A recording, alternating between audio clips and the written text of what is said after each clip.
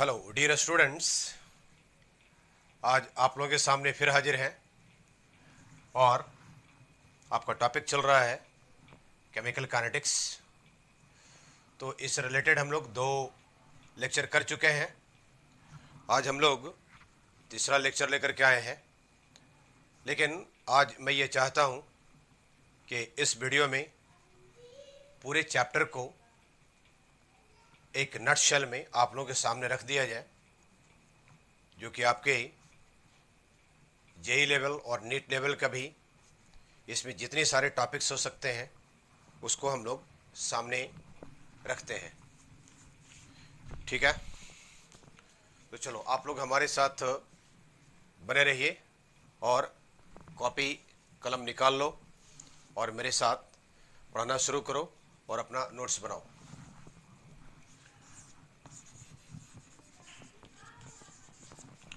Chemical kinetics.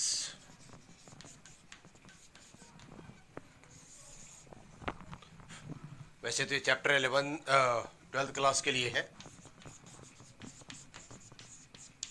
12th class के लिए हम लोग पूरे के पूरे नीट लेवल और जेई लेवल के जितने सारे इस चैप्टर से रिलेटेड जितना भी टॉपिक हो सकता है उसको हम लोग करेंगे। ओके राइट, ठीक है डियर स्टूडेंट्स, हम लोग इसको एक काम करते हैं, इस तरह से 2 पार्ट बना लेते हैं। राइट, और पढ़ते हैं। ये हेडिंग लगा लो,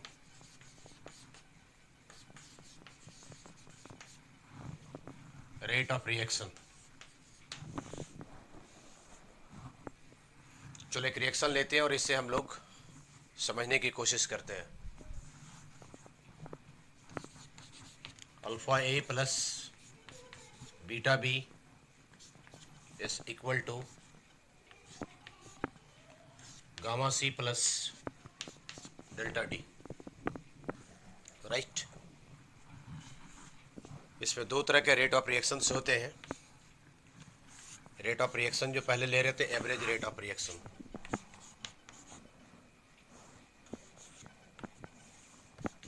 एवरेज रेट ऑफ रिएक्शन, ठीक है। सबसे पहले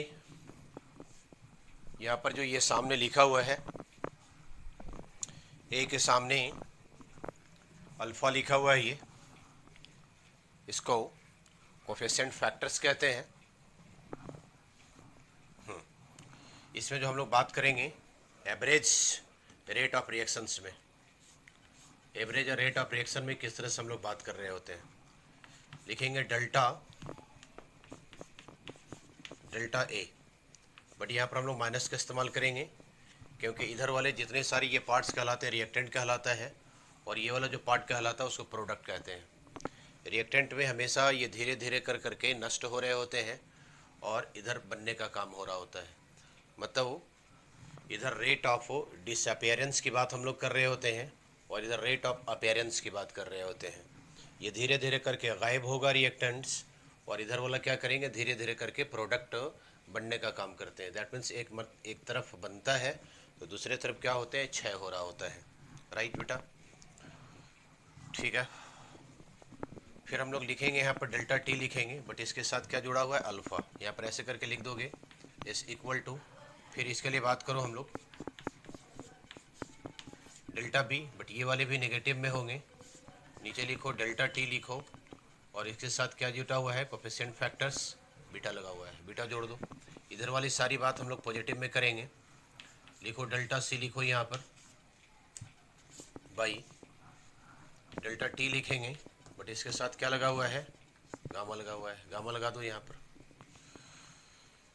इस इक्वल टू डेल्टा डी लिखेंगे, नीचे डेल्टा टी लिखेंगे, बट इसके साथ क्या लगा हुआ है, ये डेल्टा का साइन दिया हुआ है। तो इस तरह से हम लोग जो निकालते हैं एवरेज रेट ऑफ रिएक्शंस को फाइंड करने का काम करते हैं। ठीक है, इसी तरह से rate of disappearance, rate of disappearance, ये वाली जो बात होती है यहाँ तक, इसको छोड़ कर करके ये वाली जो बात होती है, ये जो पूरी बात होती है यहाँ तक के पूरा ये रेट ऑफ डिपेरेंस में आते हैं। उसी तरह से इसके वाले में पूरा का पूरा ये पूरा का पूरा, उसी तरह से ये वाला पूरा का पूरा ये, उसी तरह से ये पूरा का पूरा, मतलब कोफिशिएंट फैक्टर्स को छोड़ कर करके जितनी सारी हम लोग बात करेंगे वो इधर वाले बात हम लोग करेंगे रेट ऑफ डिसअपियरेंस की बात करेंगे, और इधर वाली जो बात करेंगे दोनों के लिए रेट ऑफ अपीयरेंस की बात करेंगे। ठीक है, चलो तो रेट ऑफ डिपेरेंस ऑफ ए की हम लोग बात कर लें। ये कितना हो जाएगा, ये कितना हो जाएगा, ये minus delta A by delta T.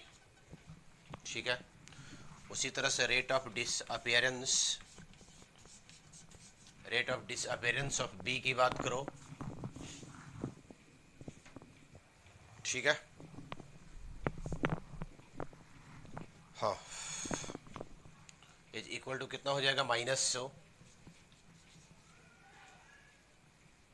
Delta B by delta T. Okay, तो एक ये एक पार्ट हो गया। उसी तरह से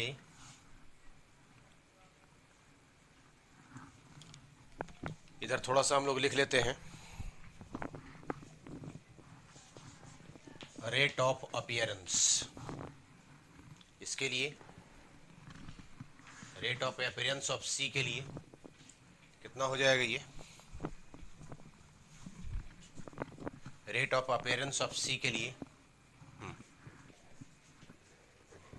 बोलो सी के लिए कितना है, delta C by delta T, ये डेल्टा लिखा हुआ है, delta C by delta T. फिर एक बात और दिया हुआ है, rate of appearance of D के लिए delta D by delta T. ठीक है, इतनी बातें आप लोगों को समझ में आ गया होगा, राइट। चलो नोट करो इसको।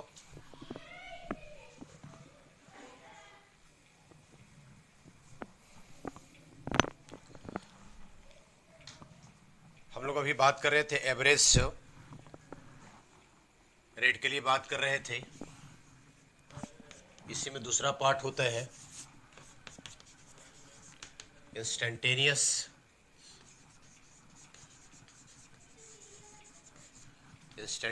Rate of reaction, instantaneous rate of reaction. ठीक है, जितनी सारी बातें हम लोग डेल्टा में कर रहे होते हैं वही बात सिर्फ हम लोग डी से लिख रहे होते हैं। चलो लिखो इसको, minus D A by D T, but इसके साथ अल्फा कोफिशिएंट अल्फा लगाओ, is equal to minus D B by D T, इसके साथ बीटा लगा हुआ है, बीटा लगाओ यहाँ पर, इज इक्वल टू इसके लिए लिखो डी सी, इधर पॉजिटिव में, इधर दोनों पॉजिटिव में, D C by D T, but इसके साथ जो लगा हुआ है गामा लगाओ इसके साथ में, is equal to D D by कितना हो जाएगा डी टी, इसके साथ कितना लगा हुआ है डेल्टा। ठीक है, डेल्टा लगा दो इसके साथ में। ठीक, दैट मीन्स यहाँ पर जो हम लोग दिखलाते हैं इंस्टेंटेनियस को, वो delta T tends to zero से कितना आगे ये बढ़ने का काम कर रहा है। ठीक है, दैट मीन्स एवरेज रेट का average rate delta tends to zero से आगे हम लोग बढ़ रहे होते हैं, तात्क्षणिक कहलाता है ये, इसी को इंस्टेंटेनियस कहते हैं। ठीक है, राइट।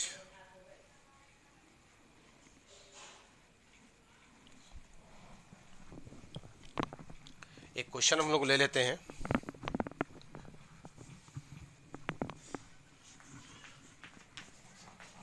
write expression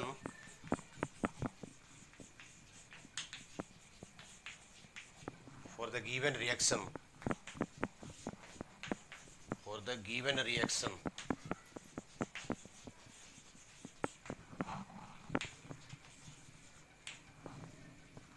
ये जो दिया हुआ रिएक्शन है इसके लिए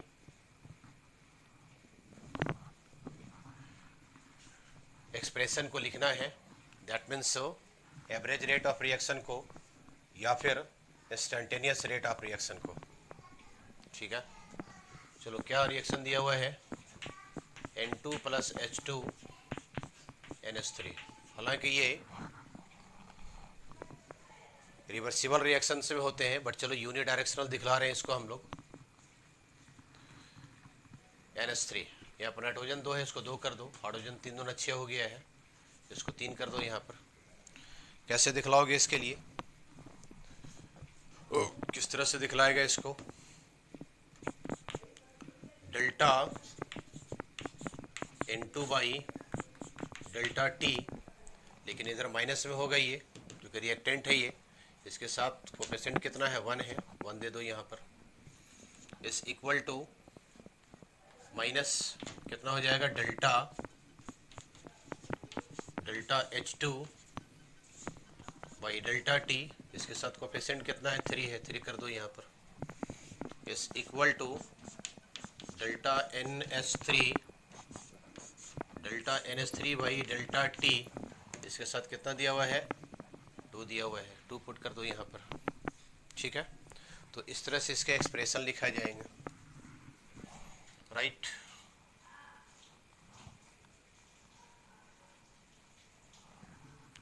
ये सब के सब जो आ गया ये average rate of reaction.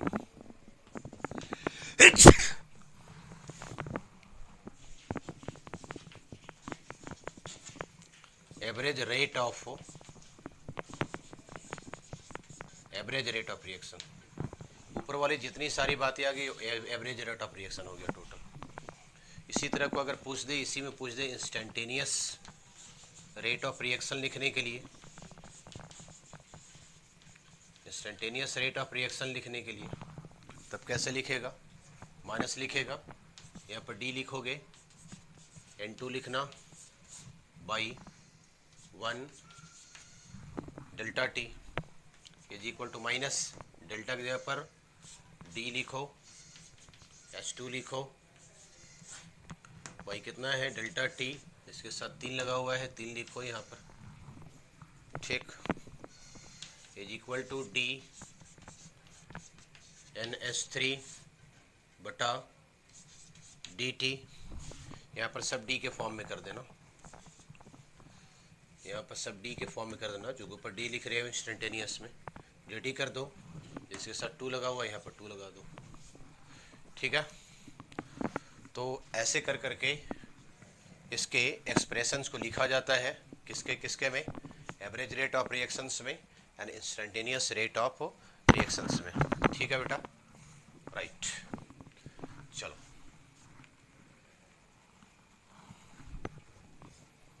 Note करो फटाफट।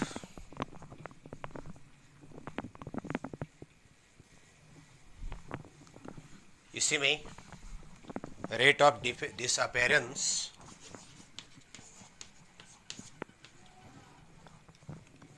डिसअपेरेंस ऑफ N2 का लिख दे, तो क्या लिखोगे, इस बात को छोड़ कर करके बाकी सारी बात को लिख देना, डेल्टा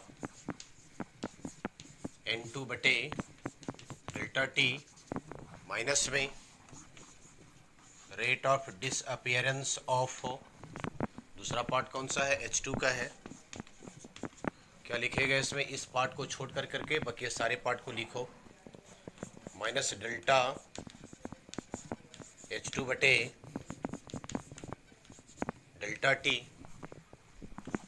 उधर बनने का काम हो रहा है, ये बन रहे हैं ये, इसके लिए लिखो rate of appearance of NH3 is equal to, इस बात को सिर्फ इसके कोफिशिएंट छोड़ करके पूरी बात को लिखो, डेल्टा NH3 बटे डेल्टा टी। ठीक है, बात समझ में आ गई होगी।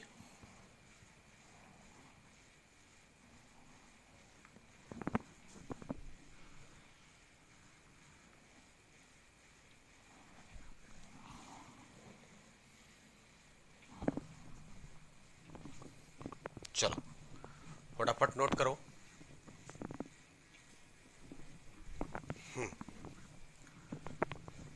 इसी तरह से हम लोग इसका मोल फाइंड कर लेते हैं। यूनिट ले लेते हैं हम लोग, unit of rate of reaction. Unit of rate of reaction किसी भी चीज़ के लिए क्या होता है? Rate of reaction. रेट का मतलब दर होता है, कितने रेट से कोई भी चीज़ ख़त्म हो रहा है या फिर कितने रेट से कोई भी चीज़ अपीयर हो रहे हैं। तो ये मोल लीटर इन्वर्स हुआ और कितना टाइम में होता है? पर टाइम में, पर मिनट में, पर सेकंड में, आवर में, कितने देर में हो रहा है, उसको टाइम इन्वर्स से कर लेते हैं। या इसी बात को प्रेशर के फॉर्म में लिखेगा तो लिखेगा ATM टाइम इन्वर्स लिखेगा। चलो एक क्वेश्चन यहाँ पर ले लिए हैं। If rate of reaction of SO2 is rate of disappearance of SO2 is 2 × 10⁻³ m second inverse, then find rate of appearance of SO3। ठीक है, ये क्वेश्चन दिया गया आपको। सबसे पहले इसका एक्सप्रेशन लिखो, इस इक्वेशन का सबसे पहले एक्सप्रेशन लिखो। किस तरह से एक्सप्रेशन लिखेगा इसका? Average rate of reaction, average rate of reaction delta SO2 by delta T, कितना के साथ में इससे मल्टीपल है? 2 है, 2 लिखो। इसका माइनस में लिखो क्योंकि रिएक्टेंट में है, ये रिएक्टेंट को माइनस में लिखते हैं। ठीक है, इज इक्वल टू, ये भी रिएक्टेंट में है, लिखो इसको डेल्टा O2 बटे डेल्टा टी, कितना इसके आगे है? 1 है, कोफिशिएंट 1 लिखो, माइनस में इज इक्वल टू SO3 के लिए लिखो delta SO3 by delta T, इसके सामने कितना है? 2 है, 2 लिखो यहाँ पर। ठीक है, दिख रहा है? राइट। अब ये देखो, रेट ऑफ डिसअपियरेंस यहाँ पर बोल रहा है।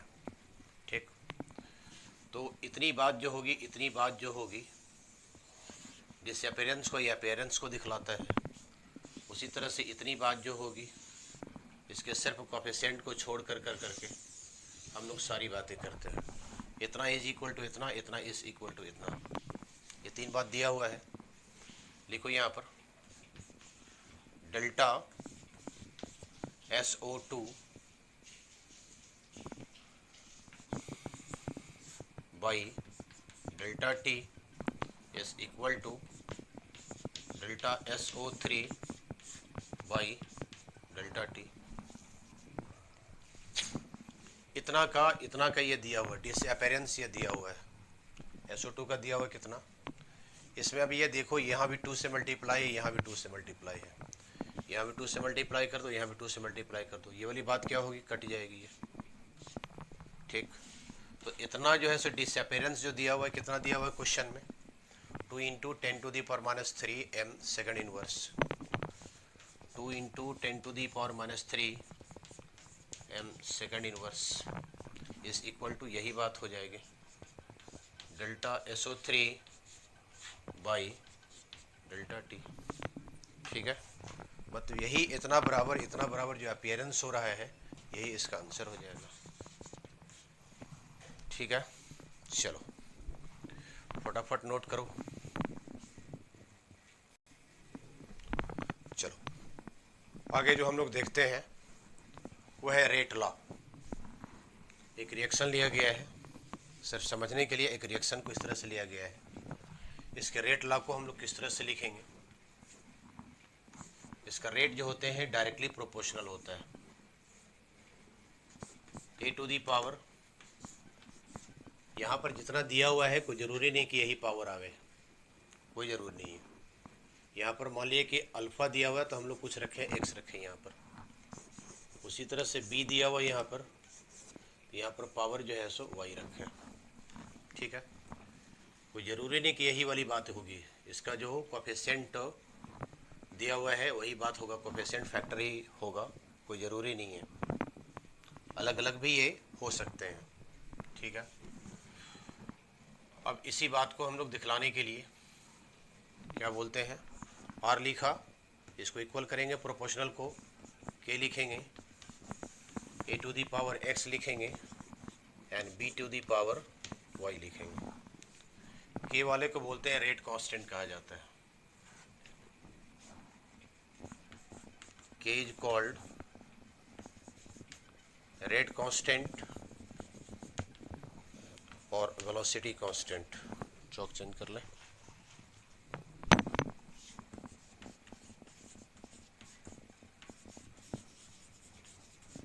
और वेलोसिटी कांस्टेंट कहते हैं इसको।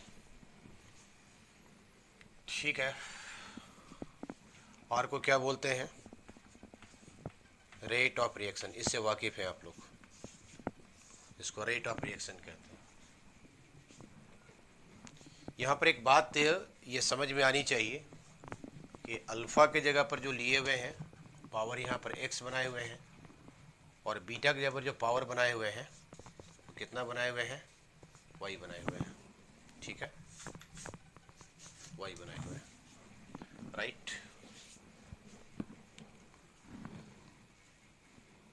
एक्स एंड वाई को जो कहा जाता है, X and Y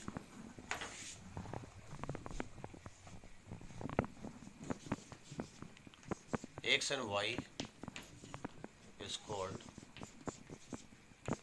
order of the reaction, order of the reaction, इसको order of reaction कहते हैं। ठीक है,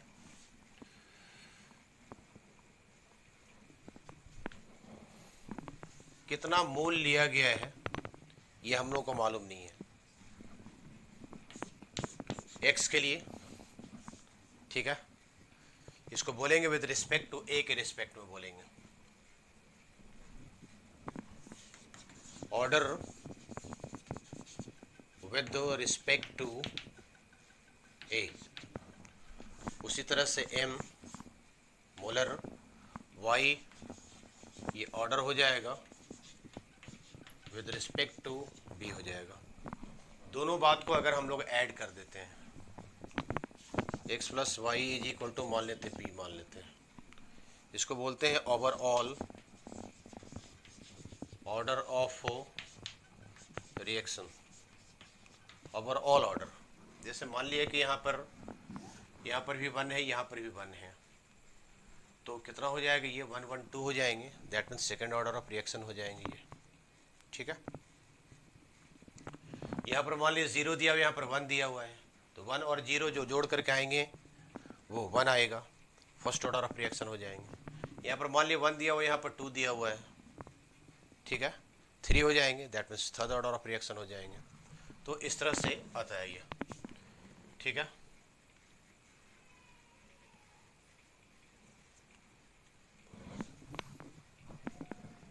ये सारी बातें जो हम लोग इस्तेमाल कर रहे होते हैं for elementary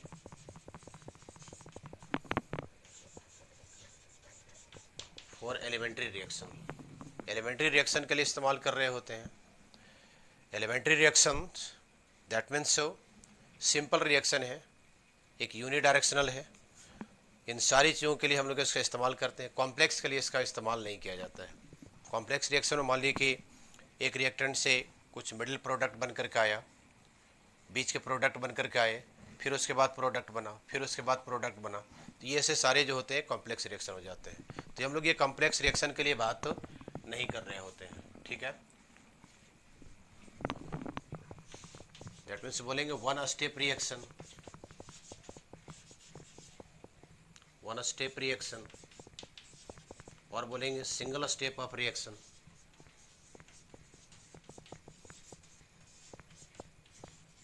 single step of reaction. तो इन सारी चीज़ों के लिए हम लोग ये डिस्कस कर रहे होते हैं।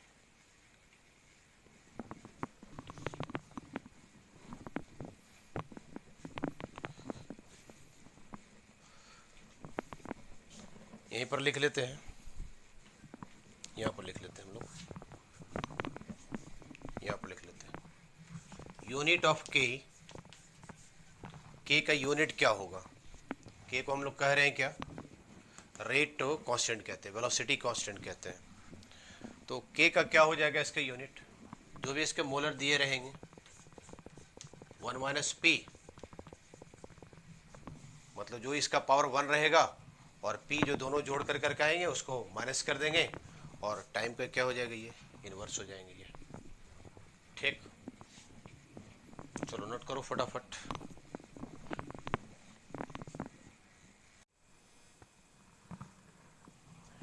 चलिए आपके सामने ये दो क्वेश्चन लिए हैं। पहला क्वेश्चन है find order of the reaction. इसका order of the reaction find करना है। अभी हम लोग बात कर रहे थे, इसका यूनिट होता है m 1 माइनस पी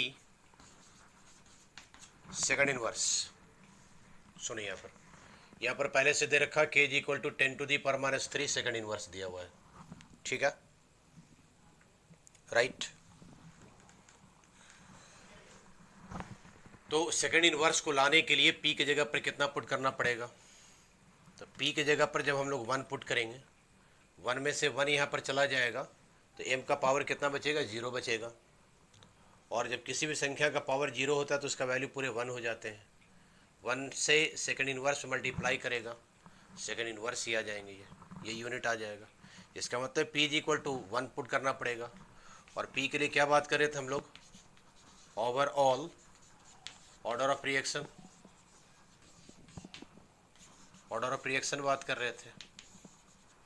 ठीक है, इसका मतलब p इज इक्वल टू 1 आया है तो आंसर क्या हो जाएगा इसका? First order of reaction. इसका आंसर क्या हो जाएगा? यहाँ पर लिखते हैं फर्स्ट ऑर्डर ऑफ रिएक्शन, ये आंसर हो जाएगा क्योंकि p का वैल्यू कितना आ रहा है? 1 आ रहा है, राइट। दूसरा क्वेश्चन यहाँ पर लिए हुए हैं for r is equal to k a to the power n b to the power m on doubling the concentration of a के कॉन्सेंट्रेशन को डबल कर देते हैं and halving the concentration of b, और b के concentration को half कर देते हैं। The ratio of the new rate का ratio to the earlier rate will be, कितना हो जाएगा इसका? ठीक है, चल ध्यान दे इधर, इसका सॉल्यूशन यहाँ पर कर रहे हैं, इधर यहाँ पर इसका सॉल्यूशन कर रहे हैं, राइट। चलो क्वेश्चन में क्या दिया हुआ है? r is equal to k a to the power n दिया हुआ है and b to the power कितना दिया हुआ है? m दिया हुआ है, राइट। ये दिया हुआ है, इसको ओल्ड वाला मानो, ये ओल्ड वाली बात दिया हुआ है। ये नया वाले के लिए r डैश ले लेते हैं, k का k लिखो, और a वाले के लिए कितना कर दे रहे थे हम लोग? इसको डबल कर देते हैं। इसका मतलब है 2 टू दी पावर n, इसका डबल हो गया, और पहले से दिया हुआ है a to the power n। b वाले के लिए कितना कर देते हैं हम लोग? कॉन्सेंट्रेशन कितना कर दिया जा रहा है? हाफ कर दिया जा रहा है। ठीक है, तो b वाले के लिए क्या करो? हाफ कर दो, इसको 1/2 कर दो, और इसका पावर कितना दिया हुआ? m दिया हुआ, पुट करो इसको, b लिखो यहाँ पर, इसका पावर कितना किया हुआ है? m किया हुआ है। ठीक है, इसका मतलब है कि r dash is equal to k तो रहा ही, यहाँ पर 2 टू दी पावर m है, ऊपर लेकर जाओगे 2 टू दी पावर कितना हो जाएगा? -m हो जाएंगे। ठीक है, और ये भी 2 है, ये भी 2 है, तो 2 का पावर कितना दिखाएगा? n तो ये रहेगा ही, ऊपर जाने के बाद ये माइनस हो जाएंगे ये, right. a to the power कितना हो गया? n हो गया, और b टू दी पावर क्या दिया हुआ है? ये m दिया हुआ है। ये नई वाली बात है, ये नई वाली बात है, दिख रहा है? ठीक है, ओके, राइट।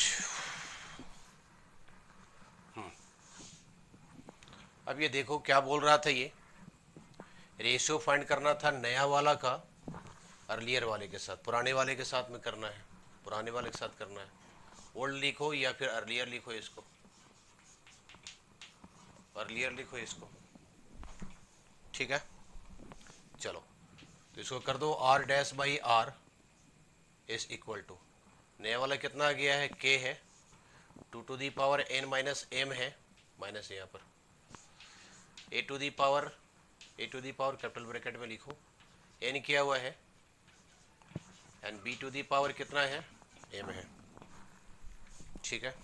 चलो इधर से लिखते हैं, बाई कर दो, आर इज इक्वल टू कितना लाए हो, के लिखो, a to the power n and B to the power कितना है, एम है, के से के मर गया, a to the power n से ये वाला मर गया, b to the power m से ये वाला मर गया, ठीक है।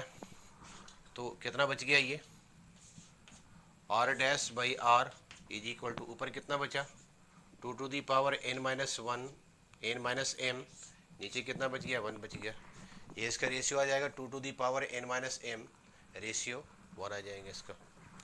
क्लियर है? चलो फटाफट नोट करो। चलो यूनिट ऑफ के, मतलब रेट कांस्टेंट का यूनिट क्या आता है,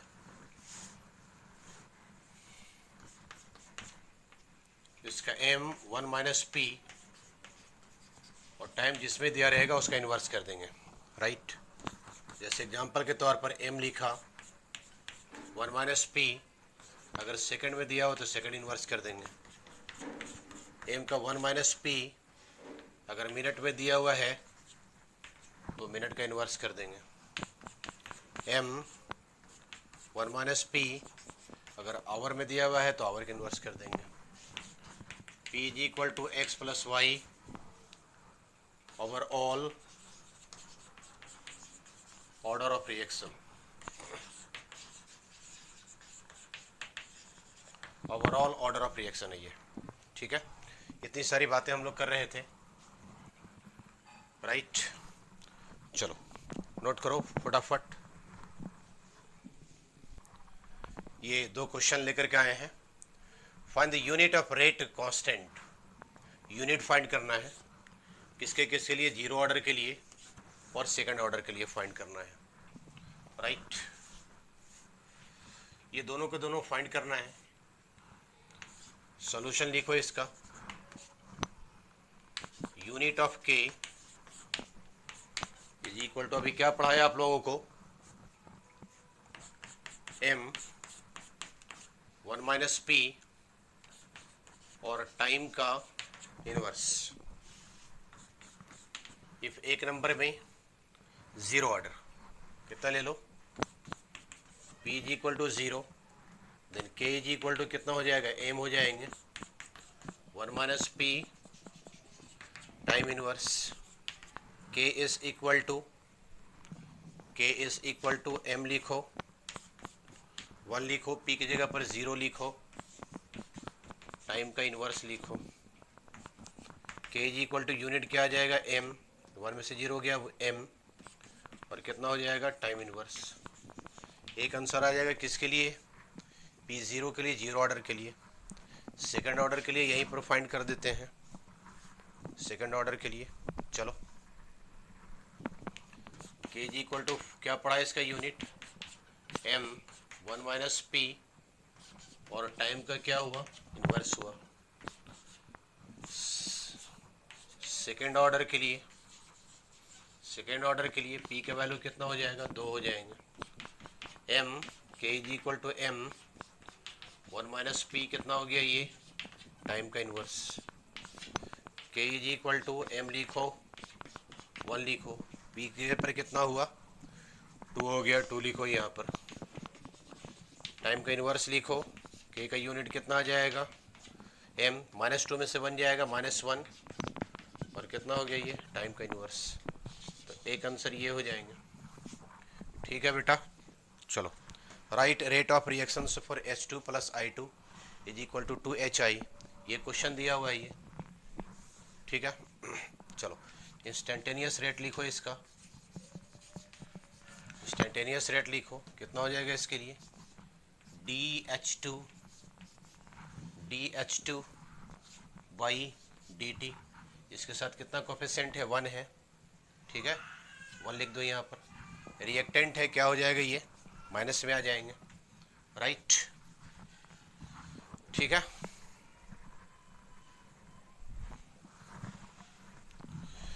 ठीक, लिखो, डी लिखो, अगला क्या है, I2 है, अपॉन डी टी लिखो, इसके सामने 1 कोफिशिएंट है, 1 लिखो यहाँ।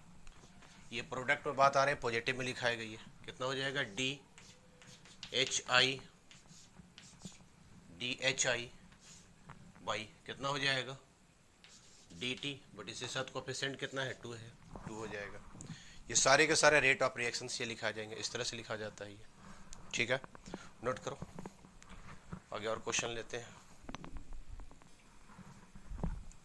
चलिए आगे डिस्कस करते हैं हम लोग।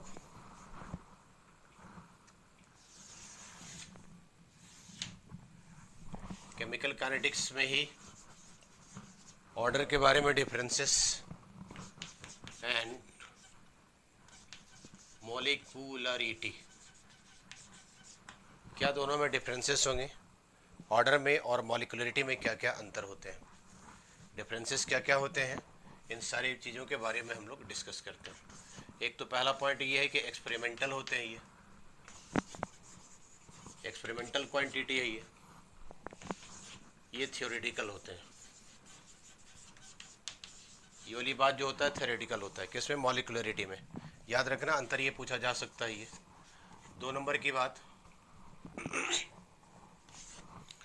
2 नंबर की बात, order can be zero, order 0 हो सकता है, नेगेटिव हो सकते हैं, पॉजिटिव हो सकता है, फ्रैक्शनल हो सकता है, ठीक है, फ्रैक्शनल हो सकता है। ये वाली बात जो होगा, मॉलिक्यूलरिटी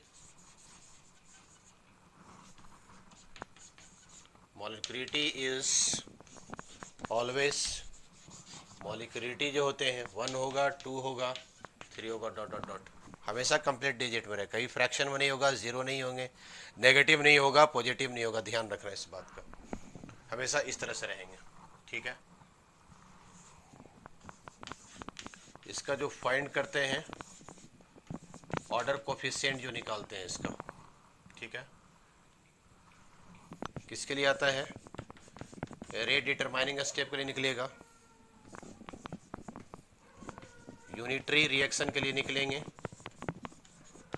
यूनिटरी रिएक्शन के लिए निकलते हैं, ठीक है, और एलिमेंट्री रिएक्शंस के लिए निकलते हैं। चलो, ऑर्डर कोफिशिएंट को फाइंड करने के लिए इसमें क्या होगा, आरडीएस होंगे, रेट डिटरमाइनिंग स्टेप होगा, और किसके वाले के लिए फाइंड करते हैं ऑर्डर कोफिशिएंट में, इसमें यूनिटरी रिएक्शंस के लिए होते हैं या फिर एलिमेंट्री रिएक्शंस के लिए होते हैं, ठीक है बेटा।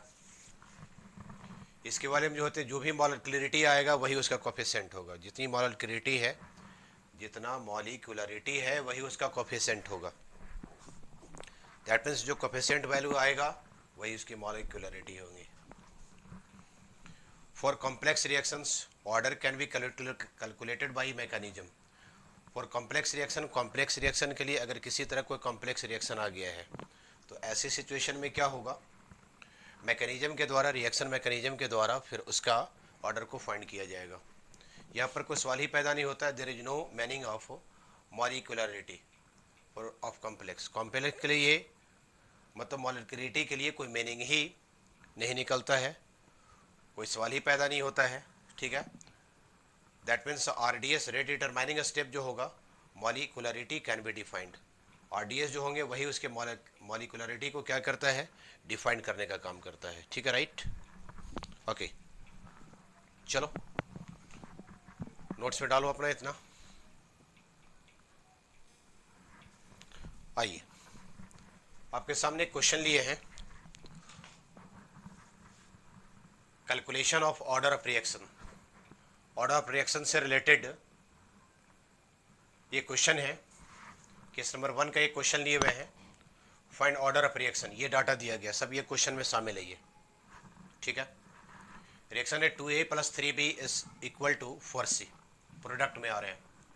Experiment number 1, experiment number 2, experiment number 3, ए का और बी का और इनिशियल रेट दिया हुआ है। ये सारे डाटा इसका यहाँ पर दिया हुआ है, ठीक है। इसका ऑर्डर फाइंड करना है, इसका ऑर्डर फाइंड करना है। चलो इधर यहाँ पर इसका सॉल्यूशन करते हैं। इस तरफ में क्या पढ़े हो, rate is equal to k a to the power x and B to the power y, right. सारे डाटा को एक एक कर करके लिख जाओ, इसका सारे डाटा को लिख जाओ। पहली बात क्या दिया हुआ, ये एक नंबर में R इज इक्वल टू के लिखो और 0.1, एक जगह पर 0.1 दिया हुआ है, ये वाली बात को लिखो। इसका पावर x करो, b की जगह पर भी कितना दिया हुआ है, 0.1 दिया हुआ है, और इसका y पावर लिखो। इसका r कितना दिया हुआ है,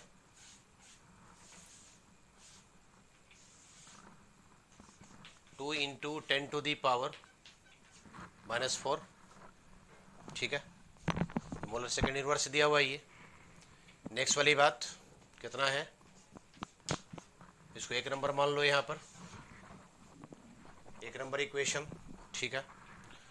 अगला दिया हुआ है कितना, 4 × 10⁻⁻⁴ इज इक्वल टू के लिखो, एक जगह पर कितना है, 0.1 है ये, उसका पावर x करो। दूसरा कितना दिया हुआ है, इसका 0.2 दिया हुआ है, इसका पावर y करो। ये 2 नंबर के इक्वेशन मानो इसको, ठीक है। तीसरी बात कितना है, 16 × 10⁻⁻⁴ इज इक्वल टू के लिखो कितना है ये, 0.2 दिया हुआ है, इसका पावर x लिखो। फिर अगला कितना है, 0.2 है, इसका पावर y लिखो। ये 3 नंबर के इक्वेशन करो। इस तरह के क्वेश्चन में ऑर्डर फाइंड करने के लिए एक बात का ध्यान रखना, जो कि आपके लिए ट्रिकी होगा, वो ये कि एक दूसरे के साथ में एक रिएक्शन दूसरे रिएक्शन के साथ में कुछ न कुछ रिलेशन बना रहा होगा, इसका हमेशा ख्याल रखना, ठीक है।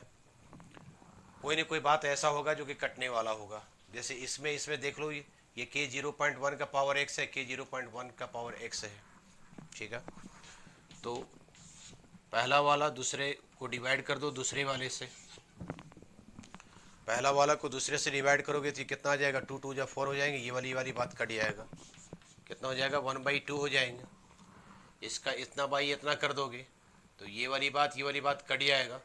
0.1 और 0.2, 0.1 एंड 0.2, इसका भी पावर y, इसका भी पावर y है, पूरे का पावर y हो जाएंगे। ये पॉइंट के बाद एक डिजिट, पॉइंट के बाद एक डिजिट, ये ख़त्म हो जाएगा। ये कितना हो गया, ये 1/2 हो गया, इस इक्वल टू 1/2 का पावर y हो गया। इसका मतलब है कि इसके ऊपर भी 1 पावर है छुपा हुआ। ये y इज इक्वल टू कितना आ गया, therefore y is equal to 1, y is equal to 1 आ गया। नेक्स्ट बात कर लो, देखो यहाँ पर 0.2 है, 0.2 है, ये वाली बात कटने वाली बात है। दूसरा वाला में डिवाइड कर दो, तीसरे वाले से। इसके वाले से डिवाइड करो तो 4 जाएंगे। ये कितना हो जाएगा, 1/4 हो जाएगा ये, ठीक है, दिख रहा है, राइट, ओके। ये वाली बात से ये कट जाएगा। ये यहाँ पर कैसे के ये कट जाएंगे, 0.2 और 0.1 है, ये तो कितना हो जाएगा, पॉइंट से पॉइंट ये खत्म हो जाएगा, 1/2 हो जाएगा। पावर कितना कर जाएगा, x कर जाएगा, ये पावर x कर जाएगा। ठीक, क्योंकि ये वाली बात तो पूरे के पूरे कट गई है। इसका मतलब है कि 1/2 का पावर 2 करेगा इज इक्वल टू 1/2 का पावर कितना इधर है, x दिया हुआ है, तो x इज इक्वल टू कितना आ गया, x इज इक्वल टू 2 आ गया। y इज इक्वल टू कितना लाया था, 1 लाया था। ओके, अब आपसे ये मतलब ये पूछ दे कि ऑर्डर क्या है इसका, फाइंड ऑर्डर ऑफ रिएक्शन पूछ रहा था, तो ओवरऑल ऑर्डर क्या हो जाएंगे, यहाँ पर लिखते हैं therefore overall order of reaction, order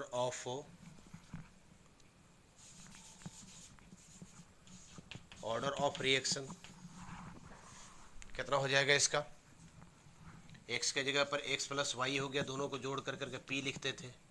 that means x की जगह पर कितना आ गया, 2 आ गया है, y की जगह पर कितना आ गया है, 1 आ गया है, 3 हो जाएंगे। थर्ड ऑर्डर ऑफ रिएक्शन हो जाएगा। ठीक है, इसका मतलब कितना आ गया यहाँ पर, r is equal to k हुआ a का power x is equal to कितना बनाएगा, यहाँ पर 2 पावर आएगा, और b is equal to y दिया हुआ यहाँ पर, y के लिए कितना लाया था, 1 लाया था, पावर कितना हो जाएगा इसका, 1 हो जाएगा। ठीक है, देख लो बढ़िया से। ओके, चलो नोट करो फटाफट।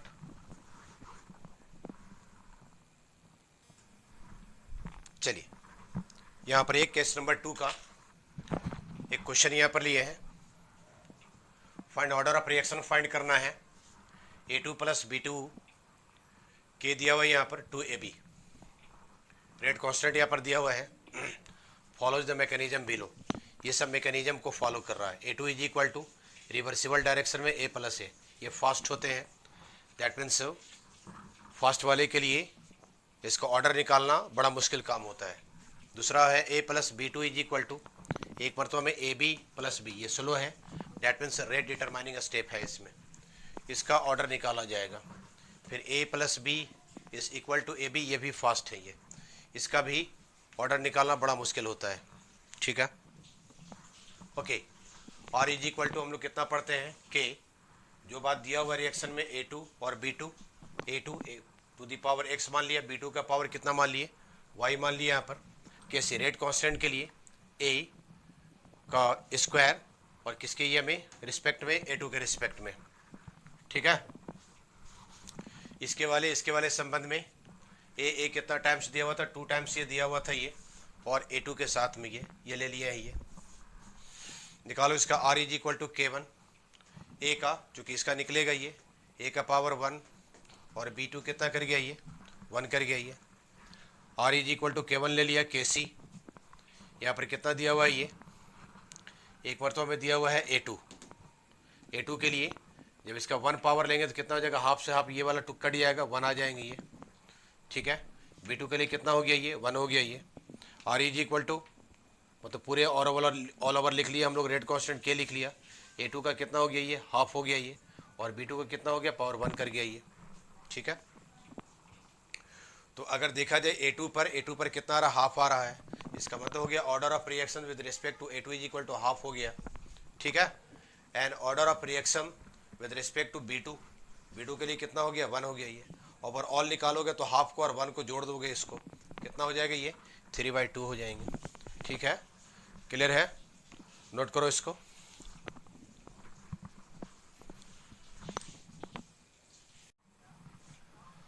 अगला लेक्चर में जो हम लोग बात करते हैं इससे रिलेटेड केमिकल काइनेटिक्स से कौन कौन सी इंपॉर्टेंट फार्मूला हो सकता है, हाफ लाइफ टाइम के बारे में, इसका एवरेज को फाइंड करने के लिए। ठीक है, दूसरी बात है कि इससे ग्राफ से रिलेटेड क्वेश्चन आते हैं, तो इन सारी चीज़ों के बारे में नेक्स्ट लेक्चर में बात करेंगे। तब तक इतना सारा पढ़ाई करते रहो। All the best, thank you.